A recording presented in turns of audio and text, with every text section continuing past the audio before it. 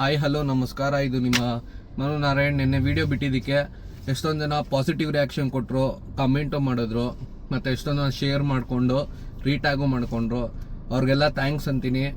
ನಿನ್ನೆ ವಿಡಿಯೋ ಮಾಡಾದ್ಮೇಲೆ ಇನ್ನೊಂದು ವಿಡಿಯೋ ಮಾಡ್ತೀನಿ ಅಂದಿದೆ.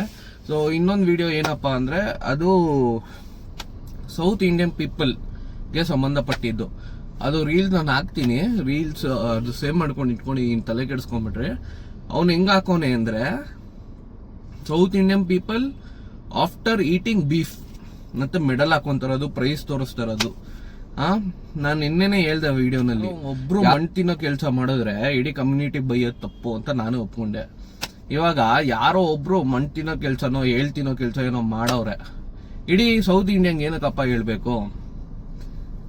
ಇವಾಗ ನೀನ್ ತಪ್ಪು ಮಾಡಿದೆ ಅಂತ ನಿಮ್ಮ ಮನೆಯವ್ರಿಗೆ ಬೈಯಕ್ಕಾಗುತ್ತಾ? ಹೇಳು, ನ್ಯಾಯನ ಇದು? ಇಲ್ಲ ತಾನೇ? ಹಂಗೆ ಇದೂನು ಇಡೀ ಸೌತ್ ಇಂಡಿಯನ್ ಏನಕ್ಕೆ ಕೊಬ್ಬುಗಳು, ಇವ್ರಿಗೆಲ್ಲ ಕೊಬ್ಬು.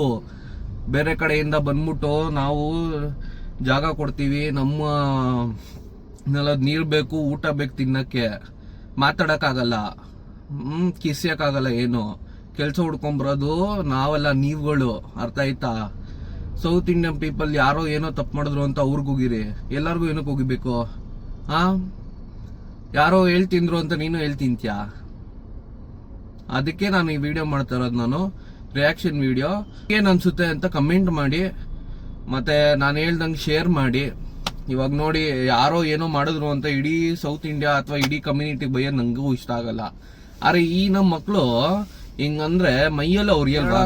ಪಾರ್ಟ್ 2 ಅದು ಇನ್ನೂ ಒಂದ್ ಸ್ವಲ್ಪ ವಿಡಿಯೋಸ್ಗಳೈತೆ, ಕಾಂಟ್ರಿವರ್ಸಿ ವಿಡಿಯೋಗಳೈತೆ, ಅದು ನಾನು ಮಾಡ್ತೀನಿ.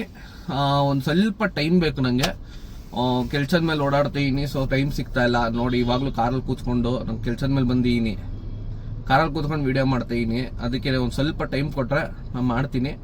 So thank you, tata, bye.